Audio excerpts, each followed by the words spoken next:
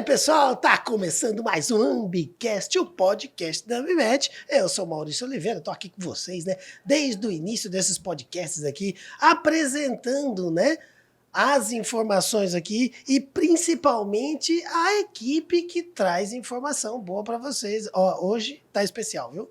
Hoje tá especial, tô aqui do lado dos meus amigos, Thiago e Divando. E aí, Thiagão? E aí, Divando? E aí, Maurício, tudo certo? Vamos pra mais um podcast. Bora aqui, sim. né, gente? E hoje? Hoje? Ah, não, hoje, minha gente. Hoje o bicho pega. Hoje, ó, é o Pipoco do Trovão, não tem como não. Hoje é o Pipoco do Trovão, porque estamos trazendo aqui para Maceió, para a nossa gravação dos podcasts aqui. O Gustavo Lima da Amostragem Isocinética. O Gustavo Lima ainda é um passo a menos ainda. Nós estamos trazendo ele, que já participou de vários podcasts aqui com a gente, mas hoje é extremamente especial, que nós estamos com a presença do grande, gigantesco Gustavo Lima, Elon Musk, dessa coisa toda aí, das emissões, do monitoramento ambiental, todas essas coisas aí. Ele, Vicente Vieira. Opa! E aí, Vicente? Isso aí, Maurício. Edivando, Thiago, estamos aí junto e misturado para mais um podcast. Eu pensei que era para cantar. Eu ia puxar o violão aqui de baixo. Vicente, a gente já falou várias vezes aqui, né, seu extenso e recheado currículo, né? Mas fala um pouquinho mais de você aqui de novo, que deve ter gente chegando agora aqui no canal, acompanhando agora. E aí fala um pouquinho mais de você aí para esse pessoal que está chegando agora. Então, eu sou engenheiro químico, né, formado pela Universidade Federal de Minas Gerais. Trabalho há mais de 20 anos nessa área de emissões atmosféricas e qualidade do ar. E há algum tempo aí atrás eu me tornei também um avaliador de laboratórios, de acordo com a norma 17.025, faz parte do quadro de avaliadores da SEGECRE, né?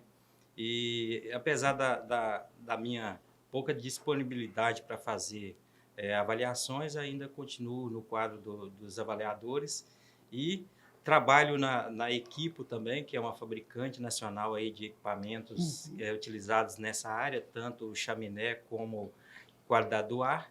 E recentemente a gente está com a Vigo Treinamentos no Mercado, que é a empresa que cuida da capacitação de pessoas aí em todo o território nacional. E a gente trabalha em várias áreas aí do conhecimento ligado à poluição do ar e também realiza auditorias, consultorias e principalmente treinamentos, né? E é o que eu me divirto aí nos últimos 20 anos, trabalhar com controle, prevenção, medição de poluição do ar.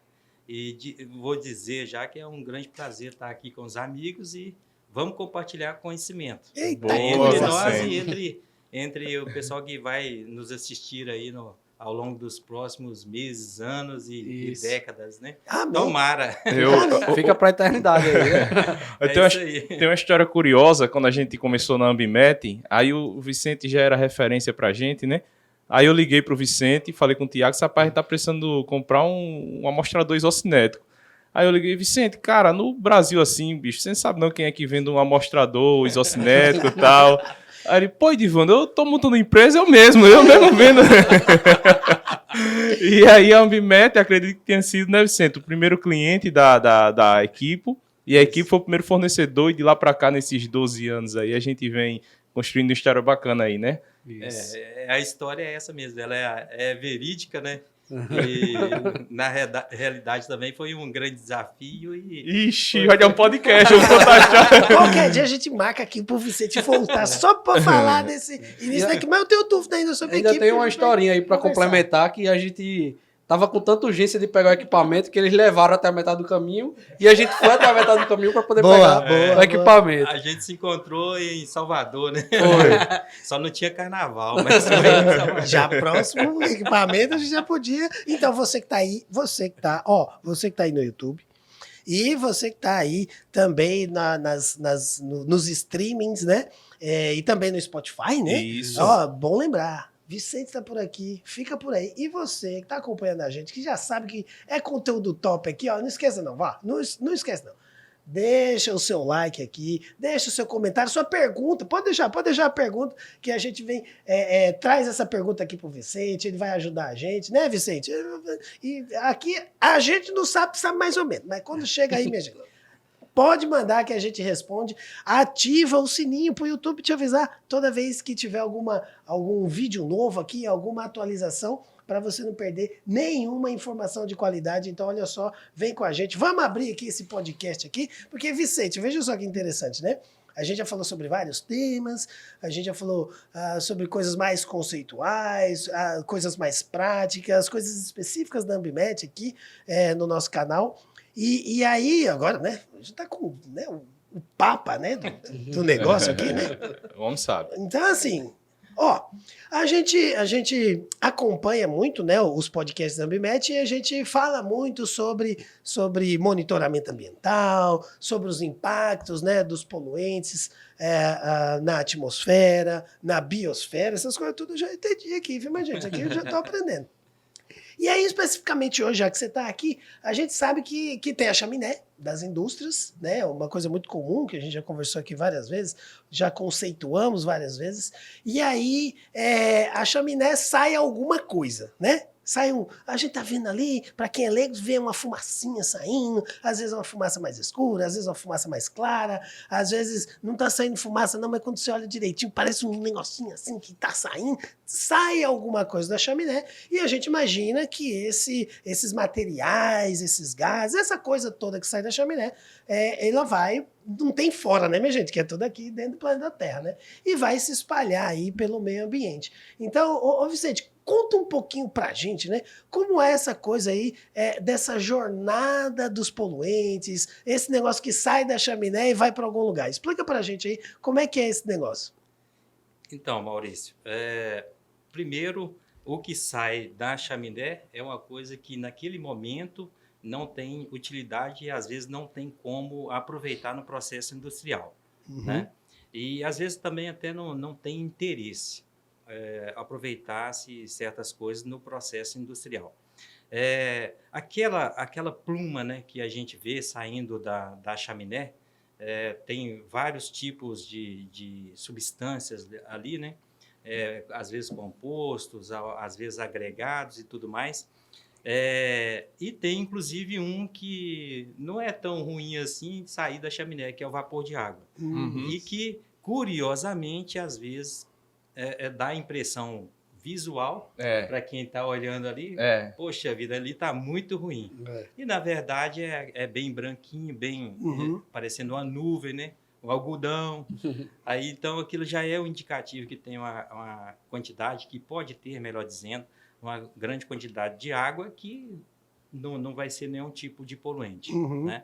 E dentro dessa mistura também a gente tem duas classes importantes de poluentes, que são os particulados e também temos os gases.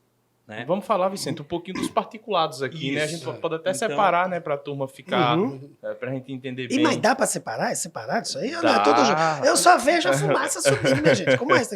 Separa isso aí que tá saindo, né? Então, quando a gente observa, tá tudo misturado, certo? E tem processos para separação, tem na medição principalmente. Isso. Né? E no próprio controle da emissão também é possível fazer diferenciação no método adotado para o controle. Então, particulado de uma forma, gasosos de outra forma. Isso, né? Isso. Então, eu acho que é interessante até por o conteúdo ser bem extenso e ter muita coisa bacana para a gente conversar em um tipo particulado, e gasoso fica uma outra situação. Eu acho que vale a pena a gente entender um pouco mais sobre esse poluente particulado que deixa a chaminé e vai ter que arrumar algum lugar para se acomodar. Né? Então, seria ingenuidade de nossa parte achar que esse poluente que sai da chaminé da indústria A fica dentro do território das limitações da indústria A. Então, ele vai caçar um lugarzinho para ir para ficar, ambiente. né? Isso. Ô, Vicente, você falou algo muito importante aí, né? Que nem tudo que é escuro que sai da chaminé tá fora do limite legal, né? E nem tudo também que é transparente tá dentro, né? Às vezes a gente olha para a chaminé e tá vendo só ali uma espécie daquela, como acontece na miragem no deserto, né? Só aquele vapor, mas ali pode ter uma substância perigosa ou não, né? O que vai dizer que tá dentro ou fora de fato é o teste, a análise, é o número, né? A gente faz engenharia com um número, né? E aí o Vicente tá aqui para conversar sobre isso. Né, Vicente? Agora, Vicente, só para a gente entender um pouquinho, né, a diferença, né, o material particulado, eu entendo que ele é o principal indicador, né, assim, ele está postulado na maior parte dos processos, se ele está ruim, é sinal de que outras coisas também podem estar ruim também no processo, né? Mas o que é que diferencia partículas de gases, assim? Essa pergunta é legal aí, viu, minha gente? Porque... Então, Tem uma situação que às vezes a gente tem que esclarecer, que na verdade o material particulado não é somente o material na forma sólida. Tá? Isso. Então, principalmente para quem está aplicando as normas de medição para avaliação das emissões atmosféricas saindo das chaminés, a gente tem que saber o que mede e como mede. Então, a definição de material particulado, de acordo com a norma NBR 12019, é tudo aquilo que permanece no estado sólido ou líquido quando submetido a uma temperatura de 120 graus, mais ou menos 10 graus. Tá, esse é o conceito que você está trazendo para a gente. Esse é o conceito e a gente só tem como medir diante desse conceito, né? Então, se a gente esperar sair só material sólido de dentro da chaminé, é um erro, porque a gente, com o método de medição, a gente vai medir gotículas também, quando é o caso. Top. Então, se a gente for olhar, que tipo de material que pode estar com essa característica de ser uma gotícula? Por exemplo, silicone líquido, uma parafina, que a 120 graus vai estar na forma líquida, né? E tem outras substâncias também, outros compostos que vão se comportar como uma partícula na hora da medição, né? Então, é um conceito que a gente não deve olhar somente para o estado da matéria, mas e sim para a forma que se mede, porque a gente tem condição de medir assim. E quando a gente faz a filtração a 120 graus num forno, que é usado no equipamento de amostragem, a gente vai estar coletando gotículas também, porque ela não vai ter condições de evaporar, se transformar em gás e passar pelo filtro.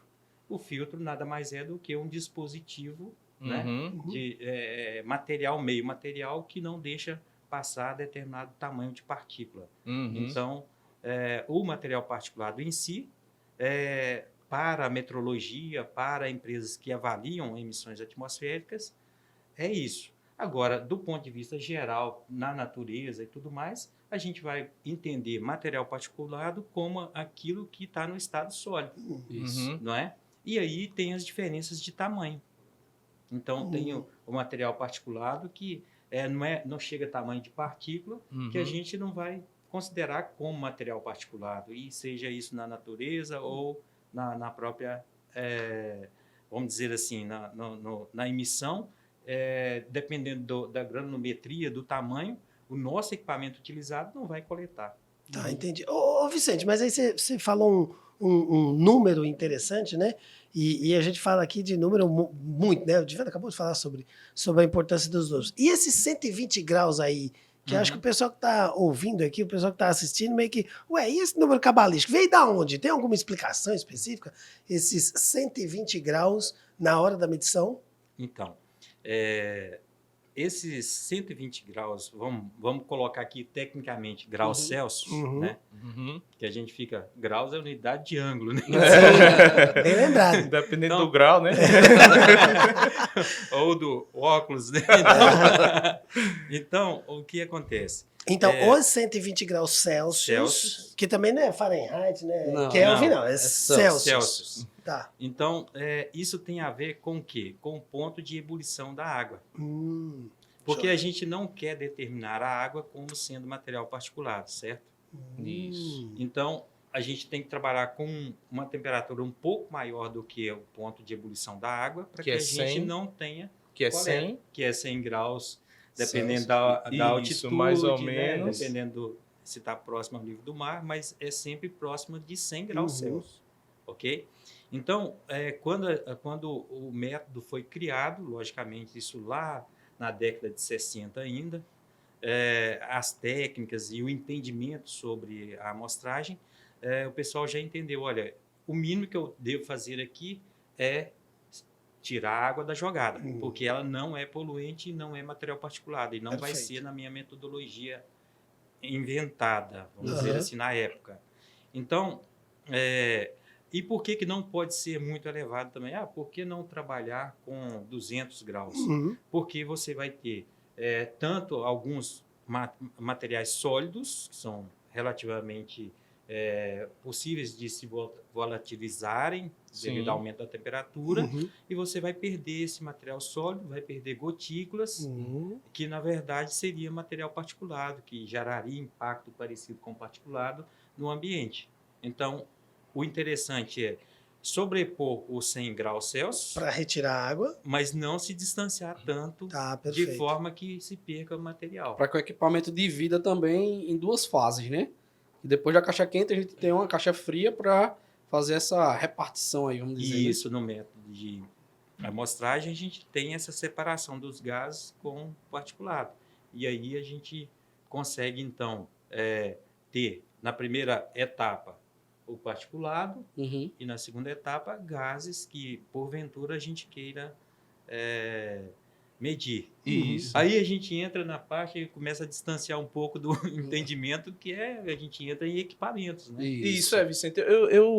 Um gestor ambiental, né, uma gestora ambiental que pode estar assistindo a gente aqui agora, pode estar um pouco distante da metodologia de coleta, né? E ela tem um princípio, né? Sim. E aí a gente está falando aqui de separar o material particulado da água na coleta isocinética, na coleta da amostragem em chaminé. E você pode trazer para a gente aí o princípio, né? Como é que funciona, em linhas gerais, essa amostragem de particulados em chaminés? Então, primeiro que o método, né? Ele, como eu falei, depois de algum tempo eu tive contato com o documento que, na verdade, é uma espécie de trabalho acadêmico mesmo, que foi desenvolvido na Carolina do Norte e foi divulgado em 1967, que o pessoal, um grupo de pesquisadores, desenvolveram então essa metodologia toda, publicaram e daí veio o equipamento. Na verdade, eles já desenvolveram o equipamento, que é o coletor isocinético. Eles desenvolveram o equipamento e daí a pouco, algum tempo depois, muitas empresas começaram a fabricar esse tipo de equipamento nos Estados Unidos e isso replicou para o mundo. E é um princípio usado até hoje, é um equipamento que se mudou pouco, relativamente pouco, em torno aí de 55 anos, né, de aplicação. Mas por quê? O que está por trás disso? São os princípios da medição, da metrologia, que são muito fortes. Então, se alguém vai inventar um novo equipamento, ele tem que considerar o que foi desenvolvido lá naquele equipamento primeiro. Massa. Porque os princípios para que a amostragem seja representativa, os princípios de físico-química, de química e engenharia, né? E dentro da engenharia hidrostática, a parte de eletrodinâmica, tudo que envolve essas transformações e controles por temperatura, por pressão e tudo mais, está desenvolvido no equipamento primeiro. Então, se um equipamento é eletrônico, se ele é mais avançado em termos de uso da eletrônica, ele tem que respeitar os princípios que estão lá no início para que o resultado seja realmente confiável. Para que o equipamento tenha confiabilidade, que o resultado tenha uma garantia da validade. Então, por isso que ainda perdura, né? Lá da década de 60, um equipamento robusto, muito robusto, porque subir na chaminé, bate, desce em corda, é muita poeira, é calor do sol, calor do processo industrial. Então, o equipamento é muito, entre aspas, maltratado. Então, ele precisa ter robustez. Então, o princípio, Edvano, é o princípio da coleta isocinética. Toda vez que a gente quer coletar algum poluente que está na fase sólida ou se caracteriza como material particulado, a gente precisa retirar a amostra de dentro da chaminé com o princípio da igualdade ou proximidade das velocidades. Isso. E quais velocidades? No interior da chaminé tem uma velocidade de fluxo e Ok. no interior da minha sonda tem uma outra velocidade de sucção. Então, essas duas velocidades têm que estar próximas umas das outras, Perfeito. uma da outra, né? Para que a gente garanta que eu esteja coletando corretamente o material particulado, que eu não esteja errando na parte inicial do meu trabalho, que é a retirada da amostra de dentro da fonte. Rapaz, Então, esse é o princípio da Apesar da isocinética. quantidade de tempo que tem essa metodologia, até hoje é normatizada pelo Brasil, né? Hoje a gente tem Sim. uma ABNT exclusiva para isso, Isso, e não só no Brasil, mas o princípio ele é usado no mundo no inteiro. mundo né? inteiro. Então, se você for olhar lá na origem, quando a EPA, que é a agência americana, que ela foi estabelecer a metodologia, começando pelo método 1 até o método 5, que teve pessoas desse grupo de trabalho que eu citei envolvido no desenvolvimento dos 5 métodos, você tem, né, então, os princípios, né, sendo respeitados e dali dos Estados Unidos replicou para o mundo inteiro. Então, entenda-se, né, estudando o caso e a história, a gente vê claramente que foi um projeto de pesquisa de engenheiros que começaram a ter o desafio de fazer a retirada de partículas de dentro da chaminé, sabendo o quanto que tem de concentração dentro da chaminé. De forma representativa, né, Vicente? Isso. E eu estava num cliente outro dia, uma termoelétrica, e o cliente ele me questionou, ele falou, mas Divando, internet das coisas, indústria 4.0, você vem com equipamento de 150 quilos aqui para subir na chaminé, não tem outra coisa não para fazer isso? Assim, eu costumo até comparar a coleta isocinética, a amostragem isocinética, né, como uma ressonância magnética. Porque se você quer ter um resultado assim superficial, o médico vai lá e tá doendo aqui, aqui tá bom, não tá, deixa eu olhar, faz a ausculta, né, tá, mas se você quer de fato ver a imagem da coisa, né, você faz uma ressonância magnética. Então, o Vicente trouxe essa questão dos princípios que muito, muito bem pontuado, e dentro da chaminé existe também uma dinâmica de fluxo, né, Vicente, que você também falou, a mesma velocidade, mas dentro da chaminé as concentrações elas são distribuídas e não de forma uniforme. Então é por isso que se eu chegar com qualquer coisa lá dentro e jogar lá e ficar coletando, eu vou incorrer no erro, ou para mais ou para menos. Porque eu não vou estar fazendo uma varredura daquela seção transversal. Então, eu acho que muito desse desafio aí da dinâmica de fluxo que há dentro de uma chaminé para outra isso muda, de um duto para outro isso muda completamente, seja nas características de poluentes ou de velocidade e vazão, e do equipamento também. Então, eu acho que é muito importante a gente tocar nesse ponto, Vicente, porque hoje a coisa vai avançando, né? E as pessoas, mas por que não faz um negócio automático? E Faz um existe. drone lá para subir. Faz um drone, faz um aplicativo, cara, para me dar concentração. Não tem como, né? Não tem como, que é um princípio, enfim, é muito bem conceituado, né, da coisa, né? Ô, Vicente, mas vamos aproveitar que assim, a gente tem um público acadêmico, né, assistindo e ouvindo os nossos podcasts. A gente tem também um grupo de pessoas, né, um nicho que são pessoas que já estão no mercado e que assistem os nossos podcasts para melhorar os conhecimentos e etc. Nós temos os gestores ambientais, né, que de repente tem uma dúvida aqui, uma dúvida ali, de repente não entendeu o relatório, vai lá assistir o podcast sobre o relatório que a gente tem, etc, etc.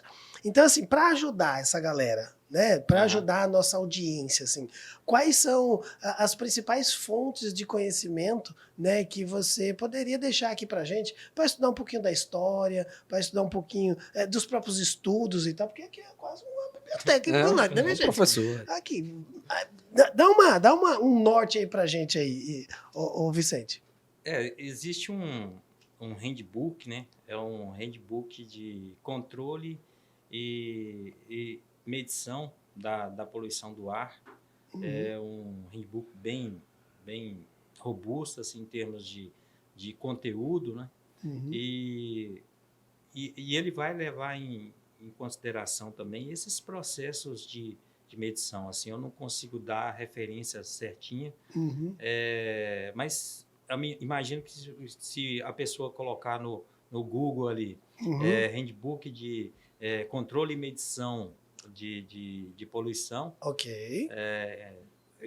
do ar, né? Eu acho que vai aparecer alguma alternativa, é um handbook em inglês, e ele ensina a gente um pouco a respeito desses processos de medição. E tem também aí um livro, né, que eu adoto assim, às vezes até nos meus treinamentos, quando eu dava aula em faculdades eu usava como referência também, que é o livro de Química Ambiental do Colin Beard, que ele foi editado aqui no Brasil, foi pela editora Bookman. E esse livro ele é fantástico, assim, em termos de trazer os efeitos da poluição no geral, não só da poluição do ar, mas no geral em si. Então, com esse livro, antes de conhecer esse livro, eu tinha uma imagem assim meio que muito de achismo, uma visão um pouco leiga a respeito desse assunto. E lendo esse livro, eu consegui entender várias coisas. Por exemplo, o que é a depleção da camada de ozônio, o que é a redução. Todo mundo fala, é o furo na camada de ozônio, a gente sabe que não tem um furo, tem uma redução da quantidade de ozônio na atmosfera, e é em determinadas partes do planeta que vai avançando em termos de, vamos dizer, começa na Antártica com um ponto mais crítico e vai avançando, mas não é um furo, enfim, é uma redução da quantidade de ozônio na troposfera, né? Você quer estudar, por exemplo, smog fotoquímico, que é devido à presença de NOx e compostos orgânicos voláteis. Você não entendeu nada, né? Vamos pedir para ele repetir. Pera, vamos aqui. Você que tá assistindo, vamos aqui perguntar de novo aqui. De acho nenhum aqui. Como é esse negócio aí, Vicente? O smog fotoquímico. Smog fotoquímico. Peraí, você que tá aí que ficou doido para ir procurar no Google, não vai não, calma aí. Calma aí que o Vicente vai explicar. Diga aí, Vicente, como é que é esse negócio aí? Então, smog fotoquímico. Smog fotoquímico. Vou fechar o raciocínio e volto um pouquinho para explicar, inclusive, a origem da palavra e depois os primeiros eventos aí com relação à palavra em si. Então, nesse livro eu consegui entender um pouco melhor esse efeito, né, devido à presença do composto orgânico volátil e o NOx na atmosfera devido a uma intensa radiação, ar parado ou tendendo a estar parado, baixa velocidade, então gera a condição para aparecimento do smog fotoquímico, né? Maurício, é o seguinte, smog, né, é uma palavra meio estranha, assim, quem lida com a área vai criando uma certa intimidade. Smog vem de smoke e fog, ou seja, smoke, fumaça, fog, neblina. Então, é uma aparência da atmosfera, principalmente em grandes centros urbanos, em que você não consegue definir se aquilo está aparecendo com a fumaça ou se está aparecendo com a neblina, certo? Agora, um primeiro evento característico desse tipo de poluição, né, é clássico, Londres, 1952, que teve várias mortes devido à presença do smog, né? Só que lá era o smog londrino, que é diferente do fotoquímico. Qual que é a diferença? São os poluentes que geram o efeito. O smog londrino ele é gerado principalmente pela presença de SO2 e material particulado, que a gente está falando aqui da saída das chaminés, na atmosfera. Então, a gente já começa a enxergar que o particulado vai chegar nos receptores, vai chegar na população, nos bairros, fauna e flora, certo? Então, em 1952, o pessoal que está aí na internet, hoje o pessoal muito conectado, isso é uma coisa muito boa, dá uma gugada aí, né? Um verbo de hoje, né? Dá uma gugada aí e fala assim, smog fotoquímico em Londres. Vocês vão ver que tem fotos de ônibus rodando em Londres durante o dia com os faróis ligados, devido ao efeito do smog londrino. Presença de MP, material particulado, e SOx na atmosfera em quantidades elevadas. Ô Vicente, pela queima prioritariamente do carvão ou não? Na época era... Do carvão, né? Isso, porque era-se utilizado muito carvão mineral, que tem muito enxofre, e a queima do carvão não é uma queima como o do gás, né? E imagina, há mais de 50 anos atrás ainda tinha muita deficiência de queima ainda, então gerava gases de enxofre e material particulado para a atmosfera. Então isso tudo combinando, e inversão térmica, inverno e tal, combinando, gerou lá, tem estimativas, né, de mais de 4.000 mortes oficialmente divulgadas. Nossa. E algumas organizações divulgam que as mortes chegaram a mais de 20.000 pessoas na época, né? Então, tá vendo aí, minha gente? A gente costuma dizer que aqui, por exemplo, no litoral nordestino, né? Maceió, Recife, enfim, todas as capitais, onde estão residentes a maior parte da população do Nordeste, nós somos bem que abençoados mesmo por Deus do ponto de vista das condições climáticas, né? Porque a gente tem aqui a presença das brisas marítimas, que é o mar próximo da Terra. E essa presença de sol, né, na maior parte do ano, porque a gente está perto aí da linha do Equador, faz com que essa diferença de temperatura crie as brisas, que são os ventos. E esses ventos, eles são facilitadores, né, da dispersão de poluentes na atmosfera. Isso não acontece em Londres, por exemplo, como acontece aqui. No Brasil, a gente teve um evento também, né, Vicente, de Cubatão, né? Acho que é o mais emblemático aí na década de 80, 70, 80, né? Principalmente a década de 80, né? Isso. Que começaram a surgir os casos mais complicados. E aí ganhou a mídia, né? Muita informação, muita divulgação a respeito dos problemas gerados lá à época, né? Isso. Então, isso teve a ver também com a ocupação do solo por indústria, junto com a população no geral, bairros, né? A gente falou aprofundadamente sobre isso. Deixa aqui um cardzinho aqui para o pessoal clicar, que a gente já comentou sobre os casos de Cubatão. Sim. Né? E aí, olha só, minha gente, esclarece aqui, né, a questão agora assim. Ó, eu imagino que os particulados saíram da chaminé, criou a pluma lá, como você comentou, e de alguma forma criou esse efeito, né? Que a gente já aprendia aqui essa coisa toda aqui, né? Que é um meio termo entre a neblina e a fumaça. Isso. Eu já aprendi. Tá bom. Aí, entendeu? Vai subir em chaminé quando sair daqui, hein? Minha gente, Você vê o bom lá. para alguém que tá, né, assim, como eu, sou administrador, não sei, não entendo muito nada desse negócio aí. Eu tô vendo lá a fumacinha.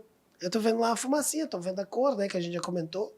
Mas eu, agora, assim, né, eu fico imaginando que deve ter uma série de partículas diferentes nessa fumaça, nesse gás, nesse troço aí que tá ali. Eu olho e tá uma fumacinha, uma poluição, que é como eu vou chamar, né? E aí eu imagino que deve ter uma série de materiais ali dentro daquela poluição, que eu chamo de poluição e pronto. Digo, tá poluído ali o ar. É uma poeira, né? É uma poeira. É uma poeira, pronto. A poeira resume bem assim, né? Chega, tá uma poeira ali, um negócio ali. Do ponto de vista técnico, Vicente, como é que a gente classifica? Se existe uma classificação, né? Explica aí pra gente como é que a gente analisa essa questão das partículas. Aprendi também, eu já tô aqui. As partículas, as substâncias que estão ali. Como é que é esse negócio? Então, realmente dentro desse grupo de particulado, existe a medição do próprio material particulado em si, que a gente não vai ter interesse em quantificar o que compõe esse material particulado. Mas tem processos de transformação, industriais ou não, que podem gerar outros tipos de poluentes que podem estar aderidos ou podem compor esse material particulado. E são vários, né? Vários. Então, a gente tem, por exemplo, os orgânicos semivoláteis. Isso. Que é um conjunto grande de compostos. E quando a gente vai lá para a química, né, vai puxar lá os conceitos de química, o que é orgânico. Orgânico é aquilo que é formado por cadeia de carbono, né? E junto com essa cadeia de carbono, a gente tem hidrogênio, tem oxigênio, tem enxofre, né? Então tem vários compostos que formam os compostos em si. Vamos corrigir. Compostos que não são compostos, são elementos que formam os compostos junto com o carbono e que vai caracterizar o material como um orgânico, que pode ser o orgânico semivolátil, que aí ele pode estar presente na forma ali sólida ou na forma de gotícula, que vai ser também entendido como material particulado que está deixando a chaminé. E dentro dessa classe, então, a gente tem uma classe maior, material particulado. Dentro do material particulado, a gente tem uma subclasse de compostos orgânicos semivoláteis. E dentro desses compostos orgânicos semivoláteis, a gente tem vários outras classificações. Então, a gente tem, por exemplo, os policicloaromáticos, a gente tem os compostos perigosos, né? Então, são perigosos. São perigosos. Então, Maurício, aí são conceitos de química, né? Quando a gente fala policiclo, aí o pessoal que tem um pouco intimidade com a área vai saber que é a cadeia carbônica formando ali o anel benzênico e tal. Vicente. E a gente tem vários outros tipos dentro dessa subclasse de semivoláteis, não é? Então, aí se a gente abrir aí os policicloaromáticos, a gente tem dioxinas e furanos, que é uma outra classe muito bem monitorada, né? Em alguns processos. Isso, e muito perigosa. Muito baixinho, né? Eu acho que em algum dos podcasts aqui que a gente fez, eu acho que eu citei que dentro desse grupo de dioxinas e furanos tem uma dioxina que é considerada a substância criada pelo homem mais tóxica, né? Quando a gente olha assim a capacidade tóxica, ou como se fosse uma referência, ela está ali como sendo a pior de todas e todas as toxicidades do grupo depois é calculada em função dela. Isso. Né? Então, Edivando... Não, e foi bem revelador para mim, né, ao longo da experiência, né, a gente vai adquirindo experiência ao longo do tempo. Só 12 anos, né? 12 anos a gente ainda é um bebê, rapaz. Tá entrando na puberdade agora, né? Rapaz, essa diferença dos particulados, porque vamos lá, para quem está licenciando, né, por exemplo, se você vai para uma caldeira que queima ali biomassa, bagaço de cana, enfim, o particulado daquela caldeira tem uma composição química diferente de um processo, por exemplo, de incineração de resíduo hospitalar, que vem ali metal, peça anatômica, remédio. Então, imagina, eu posso ter um resultado que ele me diz assim, tem 40 miligramas por normal metro cúbico na caldeira. E eu tenho os mesmos 40 miligramas normal metro cúbico num equipamento desse que queima resíduo hospitalar, mas a composição química deste material particulado, vamos olhar a última partícula ali, né? Que a gente pega um pozinho daquele e vai analisar ele. É diferente. E isso tem efeitos diferentes também na saúde e na natureza, nas matrizes ambientais, né? No ar, na água e no solo. Né? Então, isso, cara, foi muito revelador, porque o MP, ele é esse indicador grosso, né? O particulado, ele é esse indicador grosso, muito importante, mas a gente precisa olhar com critério para isso. Senão a gente acha que é tudo a mesma coisa e não é. Depende de quem está gerando esse MP, né? Aí vai ter, obviamente, composições diferentes. Então eu imagino, Edivando, que a gente tem que levar em consideração uma série de coisas. Talvez até a forma de queimar. Isso. Talvez. Com certeza.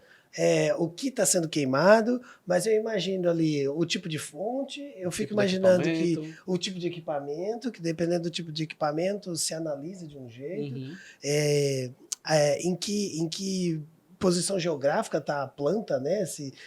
A questão das rosas dos ventos, que a gente já falou, dos estudos de dispersão, aquela coisa toda. E aí, vamos tentar falar de alguns desses itens, né?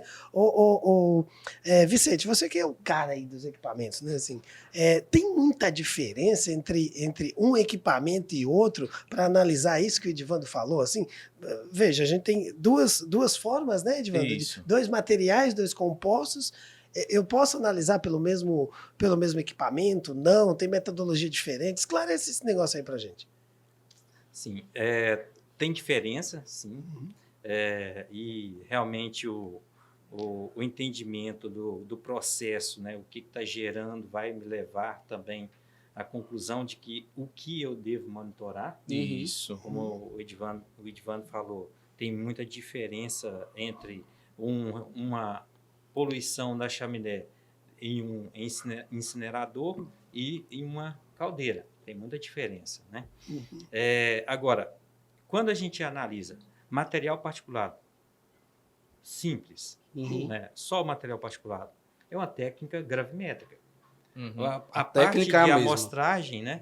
Isso, a parte de amostragem, ela é filtração, né? Lavação e tal. Isso é o que ocorre na amostragem. Depois da amostra composta, está pronta ali para análise, a gente tem material particulado, normalmente é gravimetria. O que é gravimetria? É medição de massa, uso de balanças, logicamente tratando a amostra devidamente e fazendo pesagem. De alguma forma capta, né? De alguma forma, tem várias O metodologias. processo de amostragem. Pesa antes, né? Pesa antes o material de uma forma geral. Antes. Pesa antes, aí vai lá, coleta e pesa depois.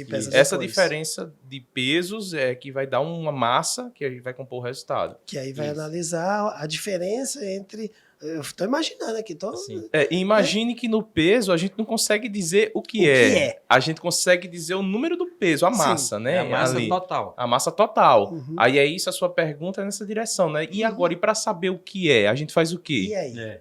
Então, aí, quando a gente quer segmentar, estratificar melhor esse material, mais uma vez, é importante que se saiba o que medir e o que você vai analisar. Não faz sentido a gente pegar qualquer chaminé e querer fazer uma varredura, tudo, né? Uma varredura de tudo que é possível no material particulado, se não tem fundamento, se queima só a biomassa ou se queima só a lenha, não tem fundamento. Então, mas tendo o fundamento, no caso do incinerador, por exemplo, eu tenho lá compostos orgânicos semivoláteis. Da mesma forma, eu vou ter uma preparação do meu equipamento de amostragem. Quando eu recebo essa amostra, que pode ser tipo a resina, eu vou fazer uma extração do composto orgânico da resina. O que é a resina? Então, é como se fosse um anteparo que eu colo, eu grudo, né, o orgânico na resina e não deixa ele ir embora, a não ser dentro do laboratório. É muito massa isso, minha gente. Só dentro do laboratório que eu vou retirar ele de volta. Então você usa a resina para como se aumentasse a aderência, ou como capturar, para capturar um transporte. Para prender o bicho lá. É uma armadilha. Aí, inclusive tem o nome em inglês é trap, né? Eita. Então é armadilha, é um tipo de armadilha, né? Então é armadilha para o orgânico. Então depois você leva isso para o laboratório, faz o processo de extração, normalmente um extrator Soxhlet, e aí você retira esse composto orgânico e leva para, finalmente, um equipamento especial e específico para orgânicos, que é um cromatógrafo. Agora, esse cromatógrafo pode trabalhar na fase gasosa, líquida, enfim. A técnica é comum, cromatografia, né? Aí, quando você analisa também metais, que também é um pouco comum. Sim, isso. Né? Eu quero analisar metais. Aí eu tenho algumas opções. Eu tenho, por exemplo, a absorção atômica, para fazer essa análise. Absorção atômica com fonte de grafite, que melhora a capacidade de baixar os níveis de medição, ou seja, eu meço amostras com menores quantidades. Ou eu vou para um ICP, né, que é um plasma, com até outra técnica, para fazer também a análise de metais. Que também funciona mais ou menos como um transporte. Na verdade, aí já é a análise parte de laboratório. Da análise. Já é a parte da análise. Porque o metal ele é coletado de forma praticamente idêntica ao material particulado, com exceção de que eu vou ter uma parte dos metais que eu vou retirar numa caixa fria, que eu vou solubilizar ele, né, em ácido. entendeu? Ou se não em permanganato, como é o caso do mercúrio. Isso. Então, mas essa é a amostragem. Depois disso, então, a gente leva para um laboratório que tem um ICP, que tem a capacidade de analisar metal por metal. Então, eu calibro o equipamento e faço, olha, eu quero quanto de alumínio tem. Vai Quanto dar um de cromo? número, um resultado. Vai dar um resultado. Assim, a gente que trabalha com isso sabe que há muita diferença entre uma metodologia e outra, e existe um abismo assim, entre uma coisa e outra. Mas só para a turma entender, o equipamento ele é meio que o mesmo, de material particulado e de fazer essas substâncias, né? Que a gente falou aqui, semivoláteis, metais... Equipamento de coleta. De né? coleta, de amostragem, amostragem, isso. exatamente. Sendo que existem algumas adaptações no equipamento que é para a gente pegar aquele poluente de interesse. No caso dos metais, o Vicente falou, o ácido, por exemplo, o mercúrio, o permanganato, uma solução química que vai reagir com aquele poluente de interesse e é mais um goleiro ali para defender ele. Tem o primeiro goleiro que é o filtro e o segundo goleiro é o produto químico ali. Tem poluente que tem a resina. Então, o que é que acontece para o gestor que vai contratar o monitoramento ou para o cara que vai liberar o licenciamento? Quanto mais poluentes eu tiver naquela chaminé, naquele processo, mais monitoramentos eu vou fazer. Porque eu faço de particulado, que eu entendo tudo, e depois eu vou fazer as concentrações desses poluentes separados. No caso que o Vicente trouxe aqui os exemplos de semivoláteis, metais e dioxinas e por aí vai. Uma coisa importante, Vicente, porque o gestor pode estar assim dizendo... Eita, agora ferrou. E agora? Eu faço o quê, né? E agora? A gente sempre tocou nesse ponto do gestor ter alguém especialista para orientar ele o que fazer. Porque o ponto do especialista é que ele vai olhar para o processo que o gestor tem ali que está operando na atividade dele, e que pode ser vários processos de um site industrial, e aí ele vai fazer o link daquilo com o que há nas resoluções, com o que há nos decretos estaduais, enfim, primeiro, né? Se não há, o próprio especialista pode também direcionar para entender, porque, não vou fazer dioxinas e furanos, ou, enfim, numa biomassa, talvez num bagaço de cana. Às vezes eu posso até... Tem pedido, Vicente, para dioxinas? Tem, né? Para queima de bagaço? Se não tiver contaminação, não. Não tem para quê, né? Tem. Outro dia eu vi um pedido de... Aí essa aí foi demais, de coliforme fecal, bicho, na chaminé. Caramba! Aí o cara disse, bicho, tá queimando o que aí, meu irmão? É do banheiro que tá vindo negócio? Aí, assim, tem coisa que não faz sentido, né? Pelo menos se fosse coliforme termotolerante, né? Que é uma outra classe. Quando eu perguntei as dioxinas, é porque tem uns pedidos meio doidos pra biomassa também, sabe? Pede voláteis, né? SOX, a madeira dos quintos dos infernos. A galera pede. Aí, assim, pedido pede tudo, mas obviamente que sob orientação, a gente vai gastar energia com aquilo que a gente entende, obviamente, na teoria, que vai emitir ali, né? Mas eu acho importante a gente fazer esse caminho, né, que a gente está propondo aqui. E ver na fonte de emissão, né, Vicente? Porque nem sempre é uma chaminé, pode ser também uma pilha de armazenamento, pode ser um transporte numa via não pavimentada, carregamento, descarregamento de material, tem uma série de fontes de emissão, né? Mas as chaminés, elas são, assim... as monitoradas, né? As que a gente consegue fazer a amostragem. Que talvez tenha o maior fluxo, né, Edivando? Depende do processo. O processo de mineração e extração, por exemplo, tem muito carregamento, descarregamento e armazenamento de pilha. Mas um processo petroquímico, por exemplo, tem muita chaminé, né? Um processo de cimento também tem os dois, enfim. Mas aí, Vicente, os particulados eles são emitidos por essas fontes de emissão. Eles são transportados, como você trouxe aí o exemplo do smog, né, ali no ambiente, e são depositados em um ponto, ou seja, vão lá de encontro com o ser humano, né, que está no ambiente e as matrizes, né? Ou se mantém suspenso.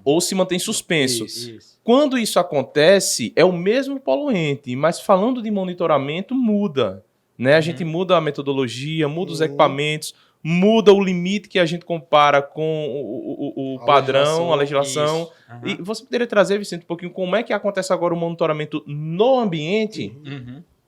Então, se tratando de partículas, a gente tem as partículas que convencionalmente, tradicionalmente, são monitoradas, que podem ser monitoradas, né?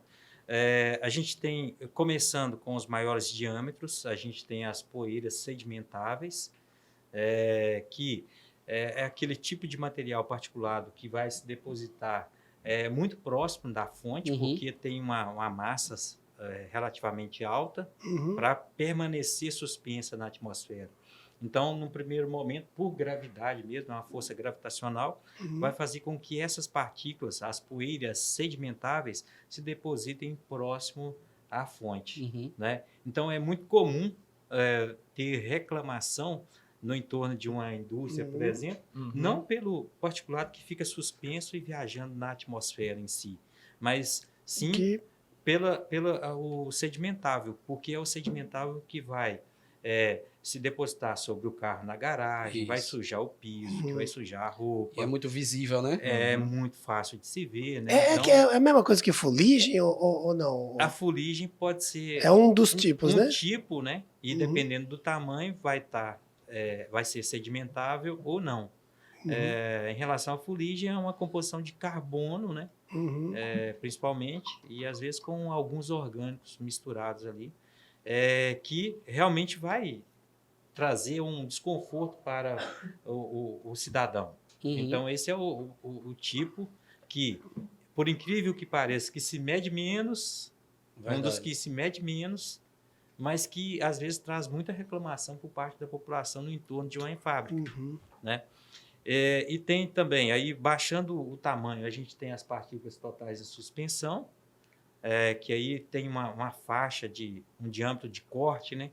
Ou seja, que o equipamento que é usado para medir captura, que faz a coleta, em torno aí de 30 a 50 micrômetros de diâmetro de corte, e depois baixa, a gente sai das PTS, que são as totais, e vem para PM10, que aí o diâmetro de corte é 10 micrômetros, aí muda-se o equipamento, muda toda a estratégia de coleta, né? Depois vem 2,5, ou seja, 2,5 micrômetros de diâmetro. Depois tem as ultrafinas, que são PM1, abaixo de 1 micrômetro. Então,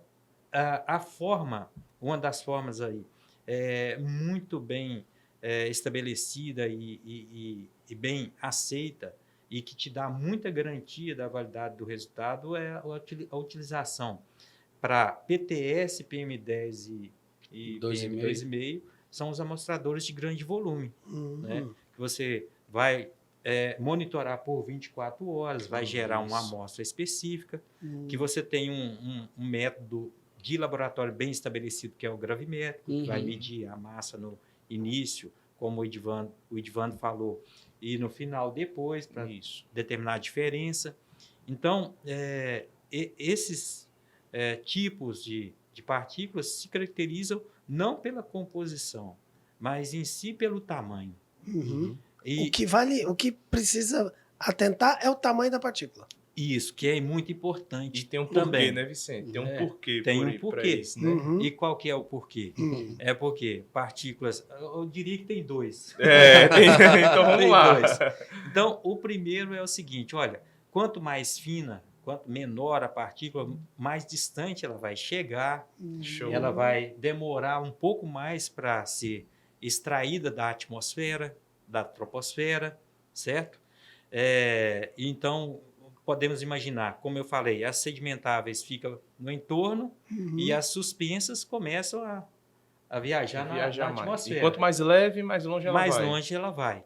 E tem um outro porquê também, que é muito importante, que é o seguinte, se a partícula é mais grossa, ela vai ou não vai ter contato com o seu aparelho respiratório, a partir do nariz, ou ela vai ficar na parte superior do seu aparelho respiratório, só na parte do nariz, ser filtrada pela mucosa ou pelos pelos. E aí a gente tem um mecanismo natural para expulsar essas partículas. Cara, isso é o muito quê? interessante, né, Isso velho? é muito massa, né, velho, gente? o nosso organismo ele evoluiu para a gente reter o particulado antes de chegar no pulmão. Isso é show de bola. E a gente tem um mecanismo, logicamente, ligado ao cérebro, que vai te mandar, meu amigo, você nem percebe, dá um espirro aí que o negócio aqui não tá ficando bom, feio. não. Então a gente tem um espirro e limpa essa parte superior do nariz, então, com essas partículas, né, que estão incomodando e já estão indicando para o seu organismo que algo não está muito legal ali na atmosfera local. Agora, Se ainda assim a gente diminuir o tamanho abaixo de PM10, por exemplo, PM2,5 ou PM1, aí sim a partícula começa a ter contato com a via aérea mais profunda, Uhum. de direção ao pulmão, né? E aí então a gente tem outro mecanismo que é a tosse. Mas vai ter algumas partículas bandidas, né, que vai Mais enxerida, conseguir driblar todo mundo e vai chegar até os alvéolos pulmonares, que é a parte lá da troca gasosa no pulmão. Então, por ser muito pequena, ela vai conseguir chegar nessa parte do trato respiratório, certo? E ali ela pode, então, ter contato e pode ser carreada pelo sangue. E aí a gente só falou do tamanho. E a composição? E se essa partícula tiver alguma coisa carcinogênica? Pode causar um câncer. E o órgão mais afetado por esse tipo de exposição é o próprio pulmão. Mas entendam o seguinte, que essas partículas, dependendo da situação, elas podem viajar no seu organismo como um todo através da via sanguínea. Agora, Vicente, Tá? você imagine que, assim, na minha ótica, né? Falando de Brasil também, enfim, de mundo, a gente dá tanto valor, né, à água que a gente bebe, de repente, à nossa vida saudável. Mas imagine que você toma todos os cuidados, tem uma vida aí boa em todos os âmbitos, mas está respirando um ar poluído. E está colocando lá para o seu organismo, você está tendo contato com substâncias que podem trazer sérios problemas para a sua saúde.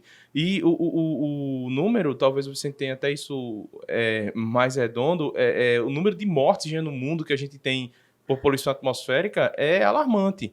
E é um inimigo invisível, né? Um inimigo assim, que se, obviamente, não tiver políticas públicas que trabalhem de forma séria em cima desse assunto, a gente acaba tendo a recorrência desse problema. E a gente tem equipamentos que podem nos dar esse número, né? Sim. E ficar balizando ali se o sinal tá vermelho, se tá amarelo, se tá verde. E aí os equipamentos, e também tem normas antigas, né?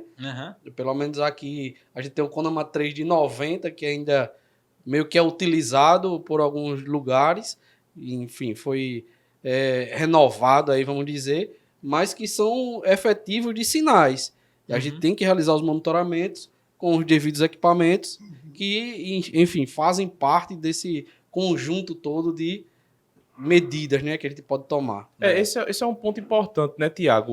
O CONAMA 3 de 90, ele trazia as metodologias de referência para fazer os monitoramentos. Isso. O CONAMA 491, de 2018, ele passou a bola, né, para os estados. E, na prática, a gente tem observado que os estados, alguns, obviamente, mais avançados, fizeram seus planos, deram seus direcionamentos e outros não. Então, isso é muito importante para quem licencia e para quem vai monitorar.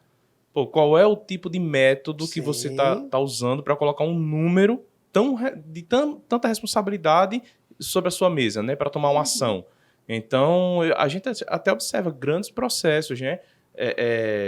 Até fazendo algumas coisas que, na prática metodológica, não é tão interessante, não faz sentido, e a gente orienta de novo.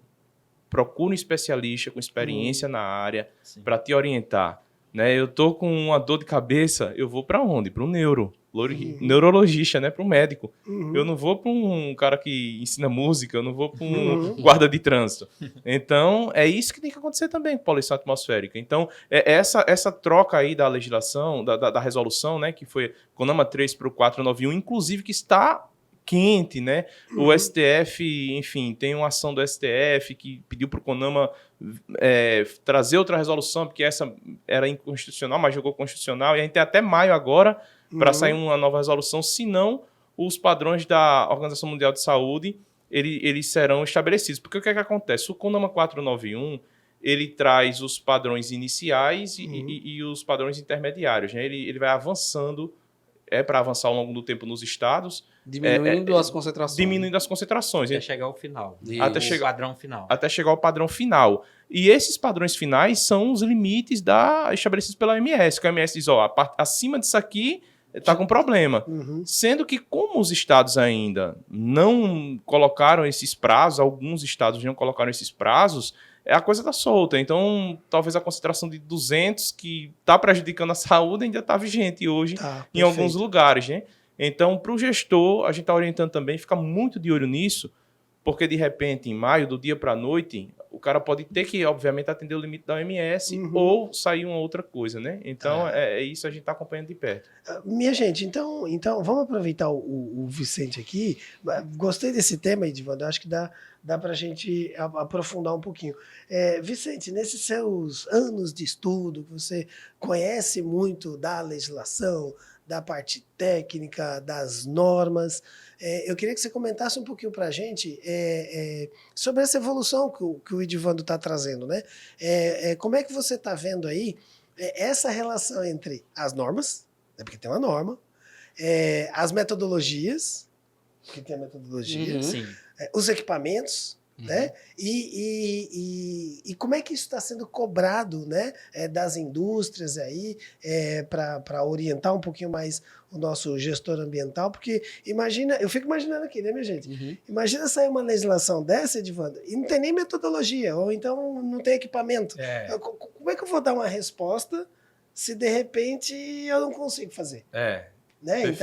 Então, assim como, por exemplo, né, você citou a questão da medicina, né? Então, eu preciso identificar as doenças, né? Cada vez mais nós estamos segmentando as doenças, a gente está entendendo um pouquinho mais as doenças, só que ao mesmo tempo a gente está aí desenvolvendo os métodos, os remédios e tal, e tal, e tal. Então, Vicente, especificamente falando, né, sobre material particulado, aí esse caminho do material particulado. Na sua opinião, como é que está a questão da legislação, a questão das normas em si, das metodologias e dos equipamentos para trazer essa segurança para o nosso gestor ambiental?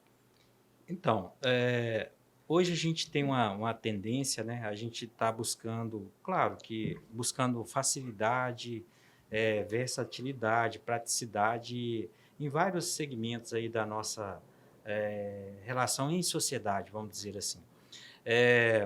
Então, a gente é importante a gente não se deixar levar pelo a possibilidade de ser fácil, de ser prático, de ser, vamos dizer assim, leve, essas coisas de um primeiro momento, sem a gente se questionar se, enquanto medição, enquanto métodos e equipamentos que geram resultados, que levam à tomada de decisão, se a gente não tiver o cuidado de saber que isso dá certo. Exato. Né? Porque colocar, por exemplo, olha, eu vou colocar um equipamento no mercado e esse equipamento vai facilitar muito a vida de quem realiza o serviço. Né? Bom, mas e aí? E aí? E o resultado, como é que fica? Tem garantia? Tem garantia da validade do resultado? Porque invenções, elas ocorrem a todo instante na história de toda a humanidade. Né? Então, Maurício, eu entendo o seguinte, que as coisas têm que andar meio que no mesmo compasso. Né? E até em termos de país e de mercado também, né? A gente tem que ter consciência de que a gente precisa melhorar sempre, mas em termos de metrologia, a gente tem os princípios a serem seguidos. A gente, como eu falei lá do início, que o equipamento foi criado há muito tempo atrás, tem os princípios muito fortes e aí, para dar certo, para que a gente consiga confiar no resultado, a gente tem que usar esses princípios, respeitar esses princípios, independente de que o equipamento pese 150 quilos ou se o equipamento pese 500 gramas. Agora, no momento, o que eu tenho para dizer é o seguinte, é impossível a gente ter um equipamento confiável que tenha robustez do ponto de vista de fazer muitos tipos de fontes com alta carga de particulado, baixa carga de particulado, com equipamento eletrônico e confiável, vamos dizer assim, um equipamento leve e confiável. Né? Agora, ao meu ver também, a gente, como prestador de serviço, como construtor de equipamentos, a gente vai acompanhando também a legislação. Isso. Né? Então, a legislação, ela vai trazer para a gente exigências que, num primeiro momento, às vezes ela não tem como cumprir em termos tecnológicos, né? Mas que a gente tem que evoluir para tentar chegar no ponto de atender essa legislação do ponto de vista tecnológico. Uhum. A questão de limite, para quê? Para dar uma maior segurança para a população e tudo mais.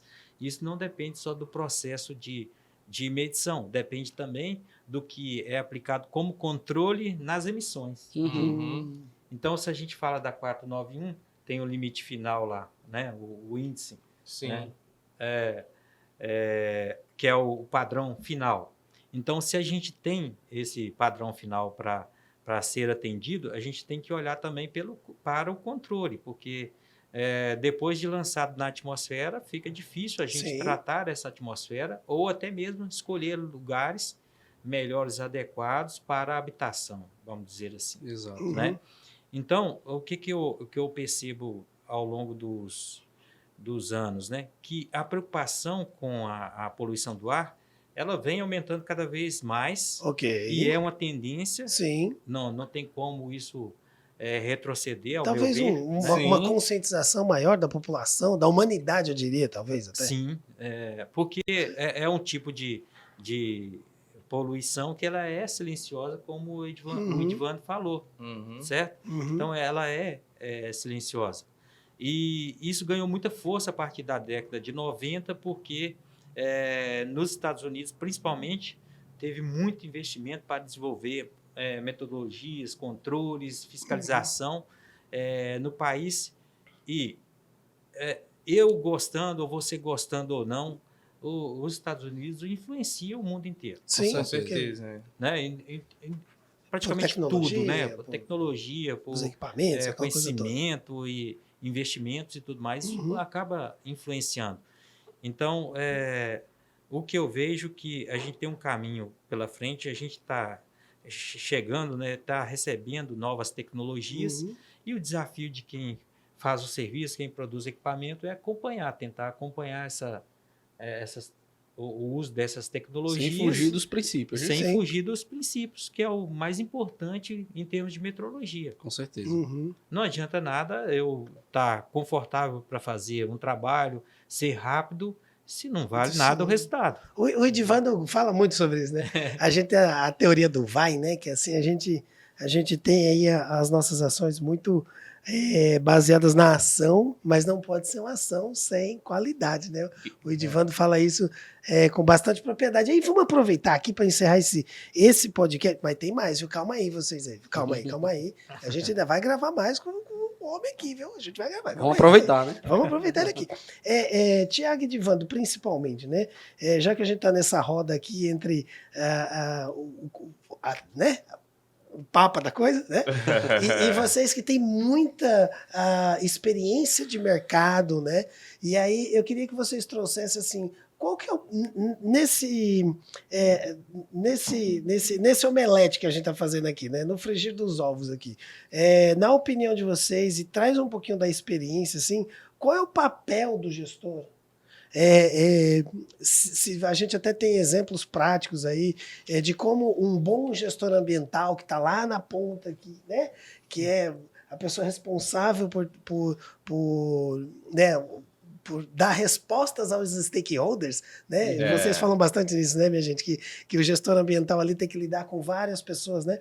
E aí, como é que... Eu fico imaginando assim, e eu queria que vocês trouxessem essa experiência de vocês, como é que é o bom gestor nesse bolo todo aqui? Ó? Qual é o papel do gestor ambiental nesse conjunto de itens que leva em consideração legislação, a metodologia e até a própria ajuda que...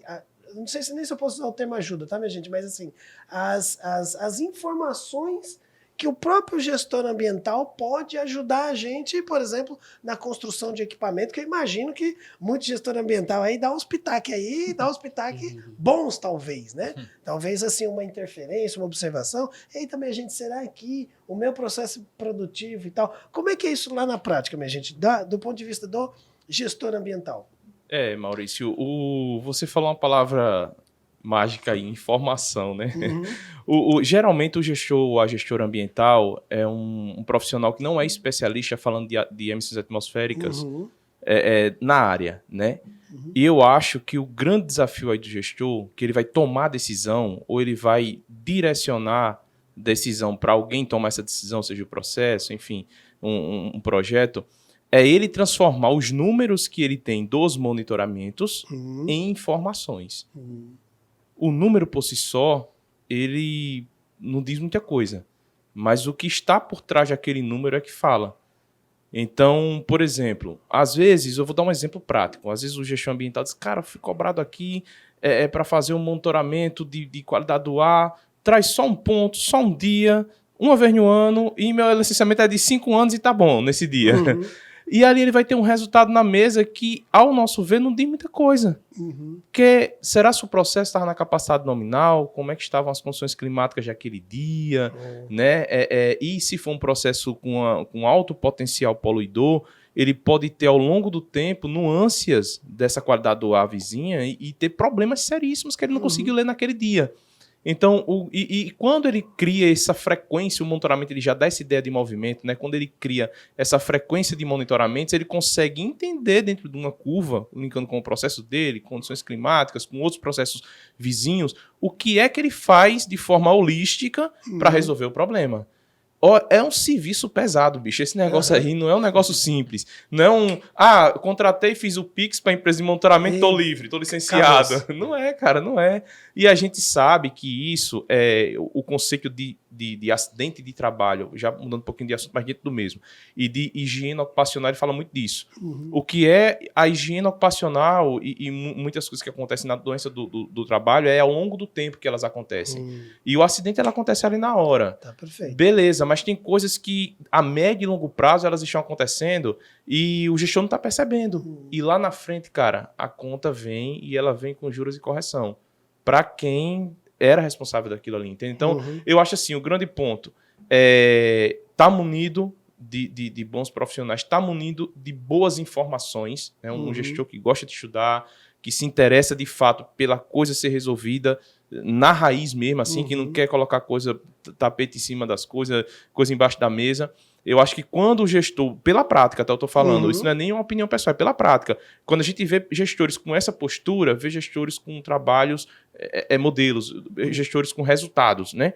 Quando a gente vê gestor que começa a se esconder atrás de notebook, começa a dizer que a responsabilidade não é dele, foi fulano que errou, porque a comunidade está reclamando demais, aí, cara, aí ele começa a ter um problema para a vida dele e para a empresa. Então, eu entendo dessa forma. E só para complementar aqui o que o Edivando falou, no final das contas, quem assina é ele, né?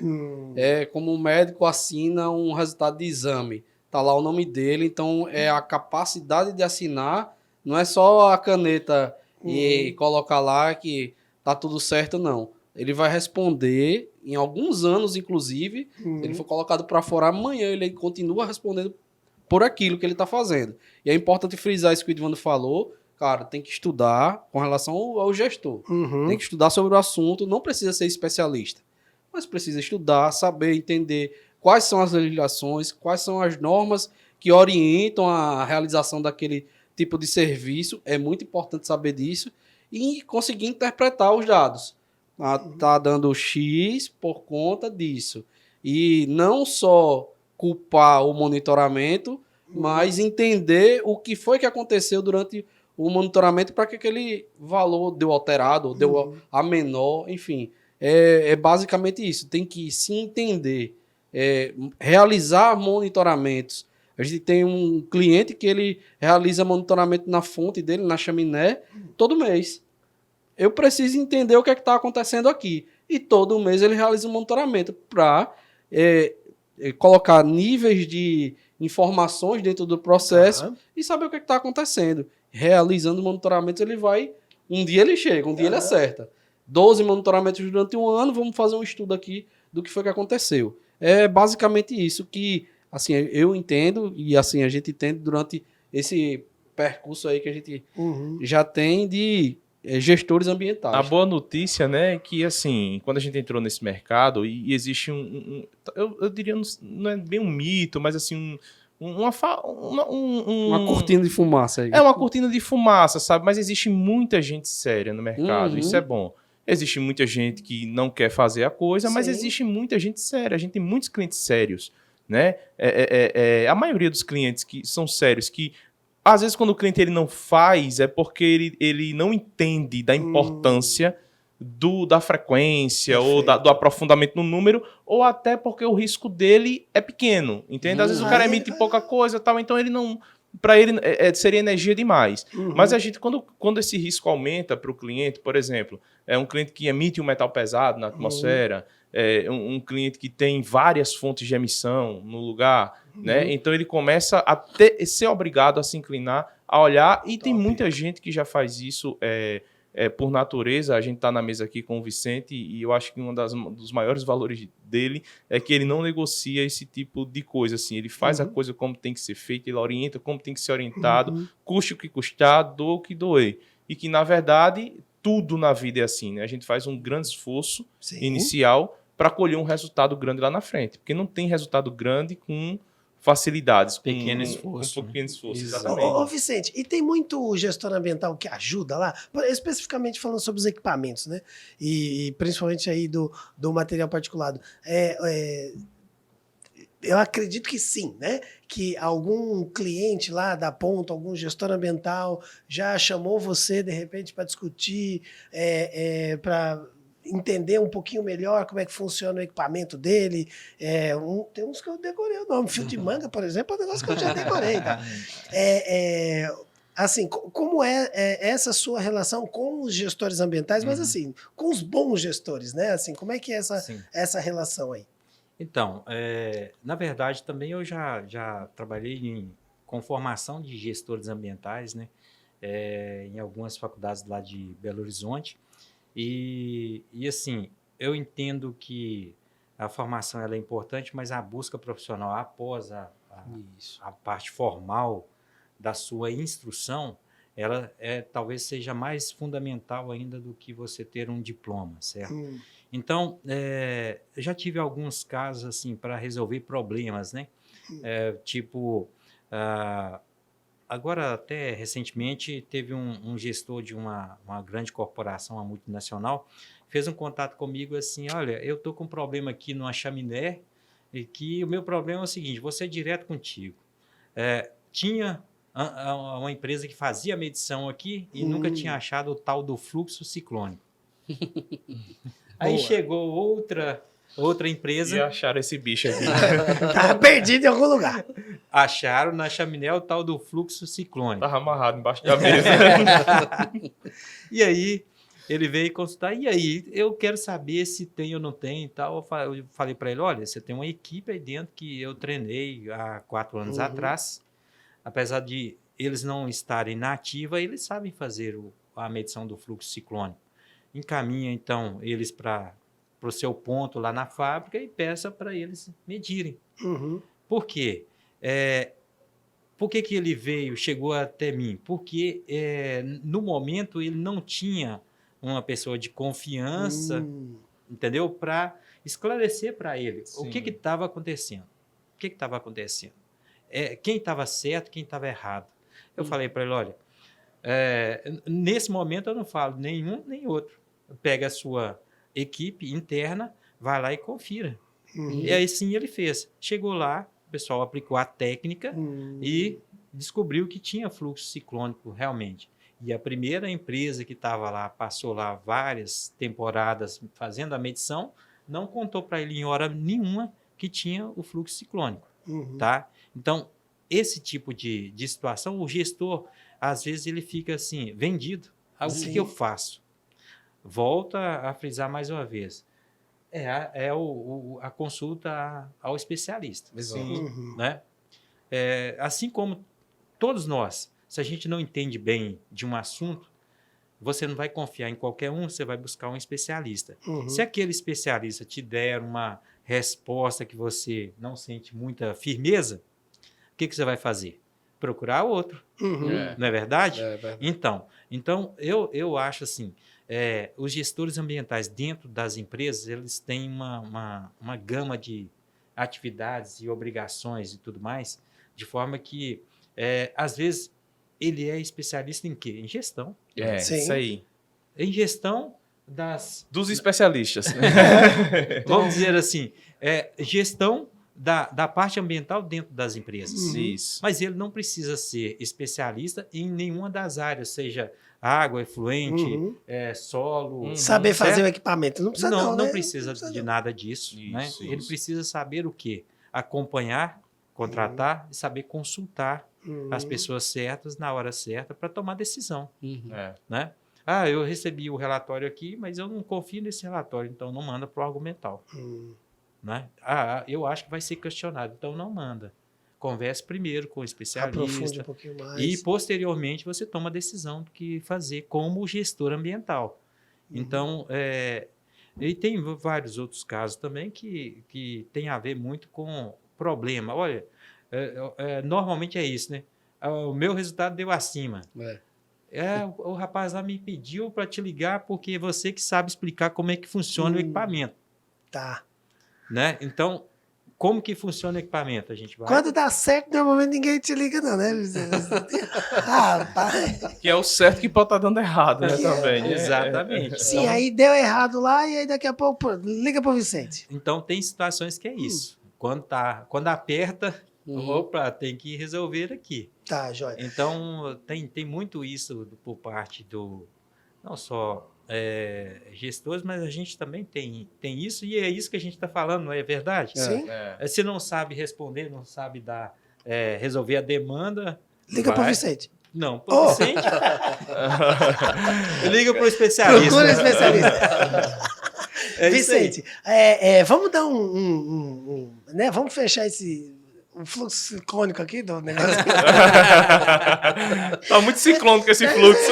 Você que tá aí assistindo, você que tá assistindo, você que tá ouvindo aí no Spotify aqui, vamos dar uma pausazinha pro Vicente, vamos só encerrar esse podcast aqui, mas daqui a pouco a gente vai falar sobre outro. Então você vai ter uma lista aí de vídeos, já tem vários outros podcasts aqui com o Vicente, dá uma procurada aqui na nossa lista, que aqui, meu filho, aqui é muito conhecimento ainda. E aí a gente vai encerrar esse aqui, mas vamos aproveitar mais. Vamos para a parte 2, né? Vamos para a parte 2, vamos para a parte 2. Vamos encerrar a parte 1, vamos para a parte 2, vamos aproveitar um pouquinho mais o Vicente, mas você que está aí, já aproveita. Aproveita que está aí. Aproveita que está aí. Não vai embora agora, não. Dá um peteleco aqui no sininho para o YouTube te avisar todas as vezes que tiver uma atualização aqui. Não deixa de se inscrever no nosso canal. Curta, compartilha, manda para os seus amigos, manda para aquele gestor ambiental que precisa saber um pouco mais, que quer se aprofundar um pouquinho. Compartilha, deixa sua pergunta aqui que o Vicente vai responder aqui para a gente. E Vicente, meninos, obrigado aqui, mas a gente volta, viu? Valeu. Vicente, Valeu, Maurício. Valeu, obrigado Vicente. mais uma vez, meu querido. Eu que agradeço. Obrigado. Valeu, turma. Prazer estar aqui. A gente volta na parte 2, viu? Até já.